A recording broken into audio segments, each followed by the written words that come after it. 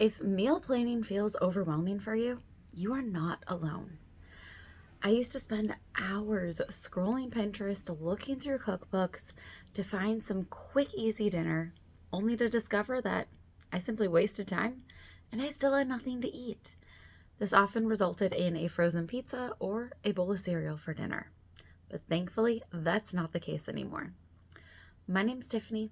I help busy millennials get dinner on their table faster so they have more time to spend life as they choose. Now in this video, I'm going to walk you through my favorite shortcut, the rule of three, so you can build your weekly meal plan in minutes and get dinner on the table faster without spending hours every week searching for those quick, easy recipes. But that's not all. I also have a super simple strategy that is going to help you create the perfect wine pairing to go along with these new quick, easy recipes that you and your family are going to fall in love with. So let's get started. The first step is to pick your 3 proteins. So proteins are going to be the anchor of your meal.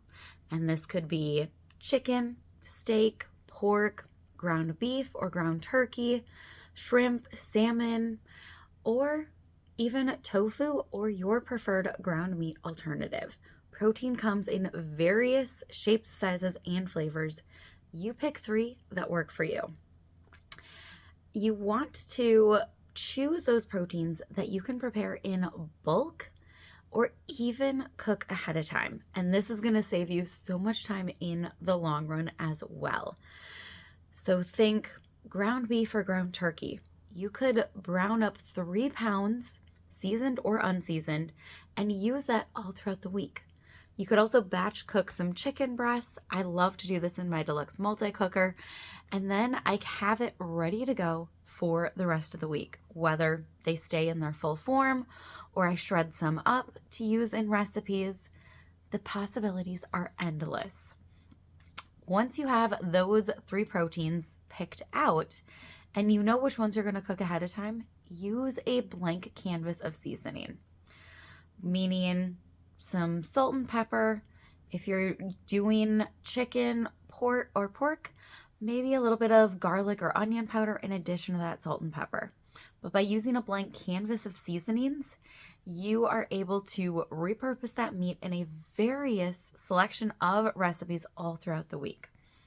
Now, another one of my go-tos with ground beef or ground turkey is to use taco seasoning, which isn't necessarily a blank canvas, but that taco meat can be repurposed into so many different things throughout the week instead of just simply tacos. Think burrito bowls or breakfast tacos, taco salad.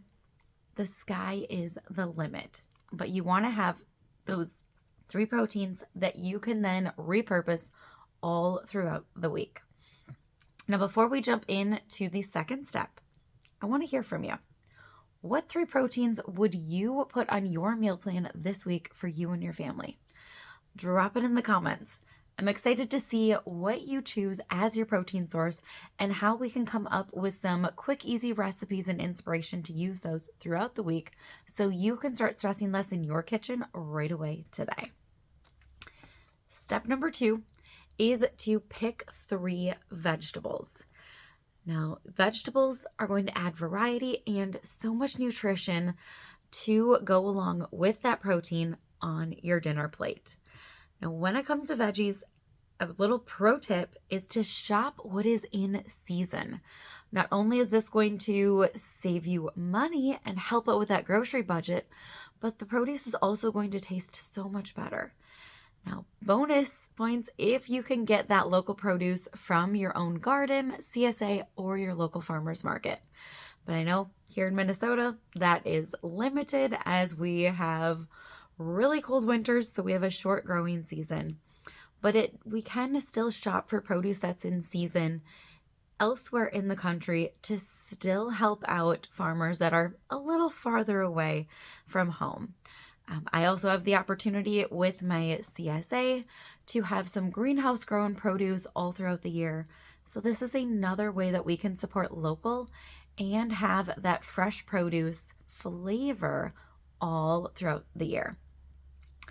With your veggies, my personal go-tos that seem to be in our fridge or on the counter every single week are bell peppers because of their versatility, as well as carrots and cauliflower. Now, carrots typically have a long shelf life in the fridge, which also helps because then we don't have to buy as much week to week. But I love these for their versatility. Bell peppers are great as a snack, can go in stir fries, soups, stews, chilies, pastas, you name it. And carrots are just as versatile. You can slice them to go in your various dishes. You can matchstick them to go with stir fry or on top of salads. And with cauliflower, you can eat it raw. You can cut it up for those soups, stews, chilies, sheet pan meals, or you can rice it and turn it into a cauliflower crust for pizza, makeshift rice for your stuffed peppers. So many possibilities.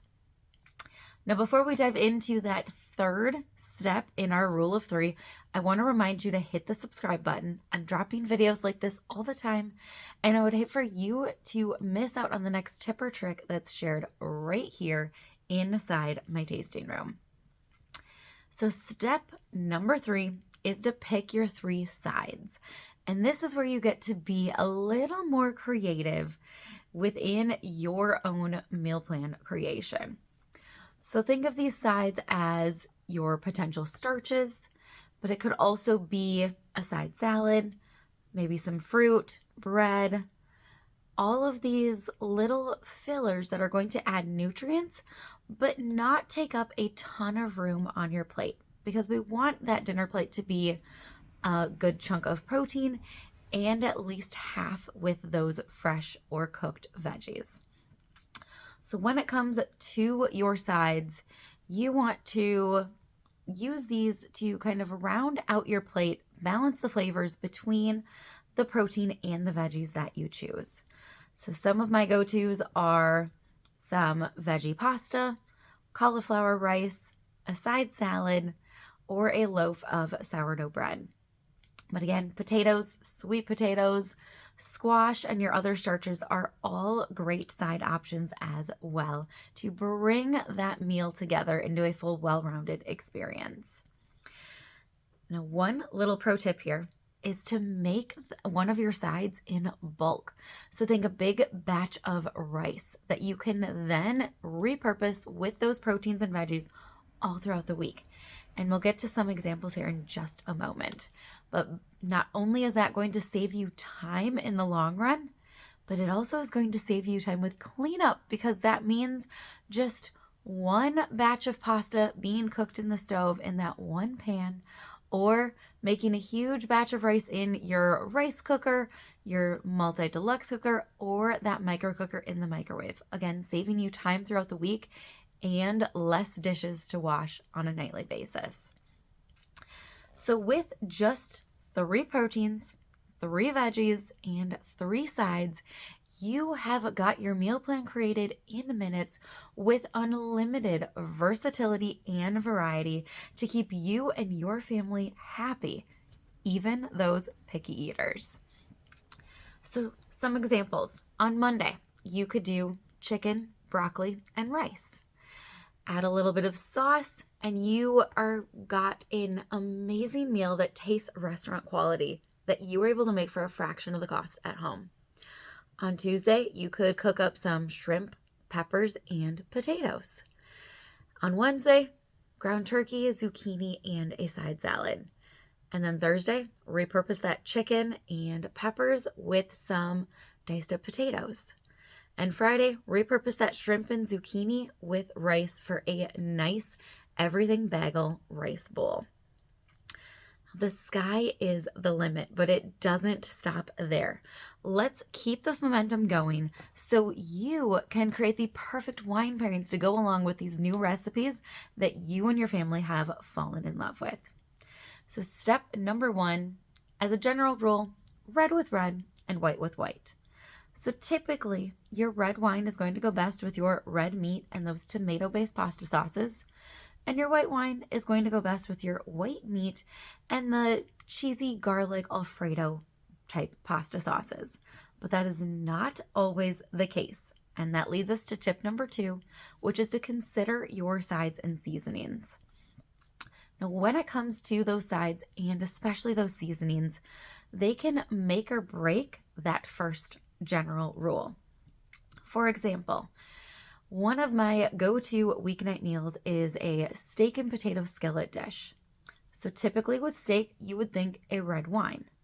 But because the steak and potatoes come together with a black garlic sauce, a white wine is the better option because of the sweet garlic flavors in that sauce, and it's a Greek yogurt or sour cream based sauce.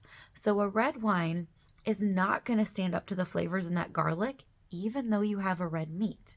Instead, a white wine, such as a Riesling or a Sauvignon Blanc, is going to accent the garlic, plus bring out the pepper that's seasoned on that steak, and bring the entire meal together for a full, well-rounded experience. And number 3 is to remember that sweet likes heat. So those of you that like spicy foods, think Mexican, Asian, Thai food, you want a sweet wine, either red or white, to kind of tone down some of that spiciness. And so as someone who grew up in Minnesota and has always been closer to that Minnesota heat tolerance, a sweet wine allows me to eat those spicy foods and actually enjoy them because it tones down the heat of the food. Now, if you are team all spicy and you want to accent the heat, grab yourself a dry wine and it will do just that. But remember, I warned you.